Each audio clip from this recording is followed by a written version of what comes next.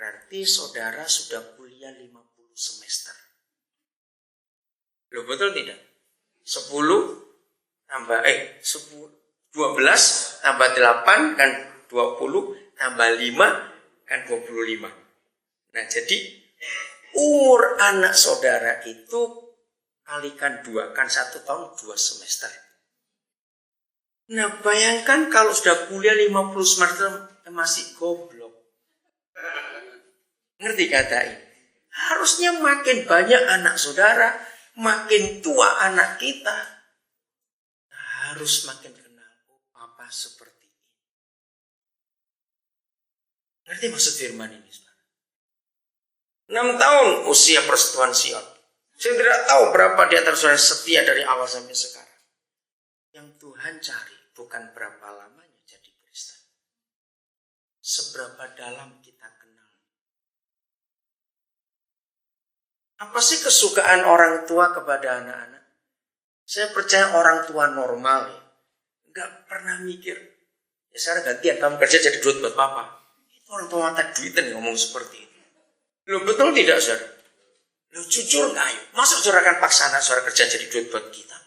Buat orang tua? Kalau mereka mau kasih, puji Tuhan. Orang tua normal justru malu kok minta uang anaknya. Ya tadi kok enggak, ya jangan mata duitan semua ini. Saya tanya lagi, orang tua yang normal akan malu kalau minta duit anaknya. Betul enggak, saudara? Nah, seperti itu Papa di surga, enggak mata duitan. Maka itu salah kalau kita diajar perpuluhan dengan ancaman. Enggak memberi ada belalang pelah. Enggak memberi kamu ntar bangkrut usaha. Saudara, maka itu saya nek kalau dengar hamba Tuhan tanya begitu. Aduh, ada kabar aku kecelakaan. Kapan terakhir bayar perpuluhan? Loh, hubungannya apa? Pernah dengar ada pendeta tanya seperti itu? Ini salah. Tuhan kita enggak mata duitan. Katakan amin. Siapa yang awal tahun ini belum memberi perpuluhannya? Berarti sepanjang tahun ini akan bangkrut nanti, enggak akan menuai. Ngawur betul. Belajarlah dari anak-anak. Lihat anak-anak kita. Lalu apa yang orang tua paling suka dari anak-anak kalau bukan duit yang kita cari? Satu saja. Anak-anak ngerti kemauan papa mama itu. Katakan amin. Cuma itu harapan kita sebagai orang tua kepada anak-anak kita. Yang belum menikah dan belum punya anak akan ngerti. Nah, seperti itu papa di surga. Dia nggak minta duit kita, dia nggak minta apa-apa. Dia cuma mengerti. Dia cuma minta, kamu ngerti kehendak. Efesus 5:17. Mengapa dia menekankan ini? Bahasa Belanda dan bahasa Indonesia silakan. Dia nggak menghendaki macam-macam dari kita. Setelah diajak kita, mari kita mengenal dia. Ya? Jangan kita bodoh dalam bahasa Indonesianya. Tapi usahakan supaya kita apa? Mengerti kehendak Yahweh. Kembalikan bahasa Belandanya lagi. Jadi cuma ini kehendak Papa. Sekarang kita buka Roma pasal 9. Ayat yang ke-11. Ayo kita kenal Papa itu sekarang. Sebab waktu anak-anak itu belum dilahirkan. Mungkin situ pakai bahasa Belanda aja. Saya pakai bahasa Belanda karena saya baca bahasa Indonesia. Sebab waktu anak-anak itu belum dilahirkan. Dengarkan ini baik-baik. Ini bicara tentang Yakub dan Esau. Mereka kembar dan belum dilahirkan. Dan belum melakukan apa? Yang baik atau yang jahat. Belum, masih dalam kandungan. Supaya rencana Tuhan tentang pilihannya diteguhkan.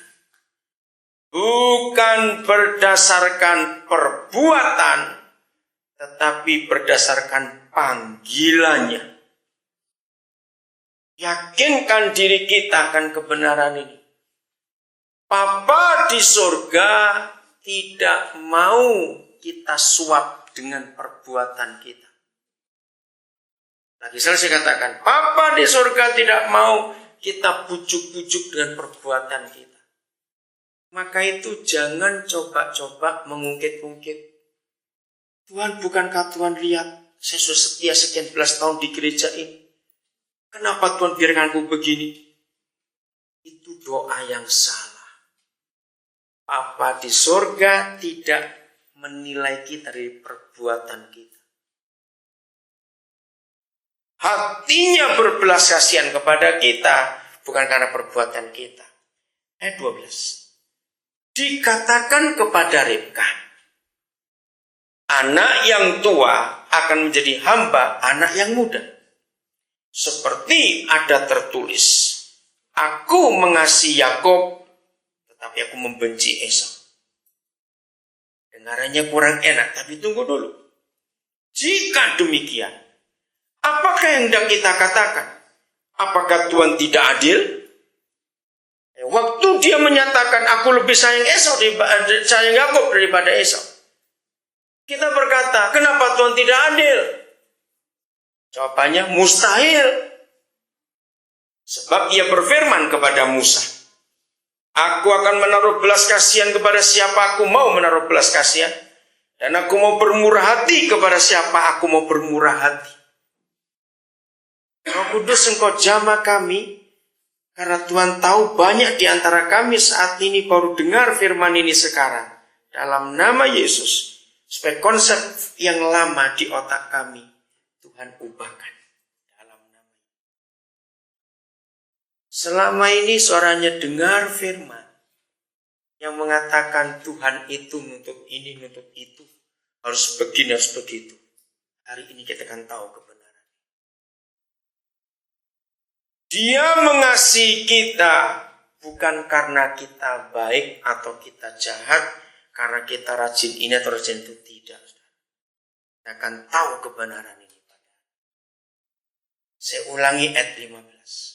Sebab ia berfirman kepada Musa, aku akan menaruh belas kasihan kepada siapa aku menaruh belas kasihan, dan aku akan bermurah hati kepada siapa aku mau bermurah hati. Lihat ayat 16. Jadi ditekankan betul-betul, hal itu tidak tergantung pada kehendak orang atau usaha orang. Bahasa Belandanya jelas nggak? Tidak tergantung dari usaha kita. Tetapi, terima kasih Bapak, tergantung kepada apanya Tuhan? Kemurahan hatinya. Itu yang kita harus tahu. Maka itu jangan ada yang sombong di antara kita. Jangan pernah berkata, aku lebih diberkati daripada yang lain, karena aku lebih rajin sembahyang daripada orang itu. Nah, ini agamawi, saudara. Tuhan kita tidak pernah berbuat seperti itu. Semua tergantung pada kemurahan hati. Ayat 17. Sebab kitab suci berkata kepada Firaun, itulah sebabnya aku membangkitkan engkau, yaitu supaya aku memperlihatkan kuasaku di dalam engkau, dan supaya namaku dimasyhurkan di seluruh bumi. Jadi, ia menaruh belas kasihan kepada siapa yang dikehendakinya, dan ia menegarkan hati siapa yang dikehendaki. Kata kedaulatan, Inggrisnya sovereignty, bahasa Belandanya apa? Sovereignty bersama sovereignty. Saya beri ilustrasi begini. Siapa sering dengar ada orang-orang Indonesia minta visa ke Amerika Serikat?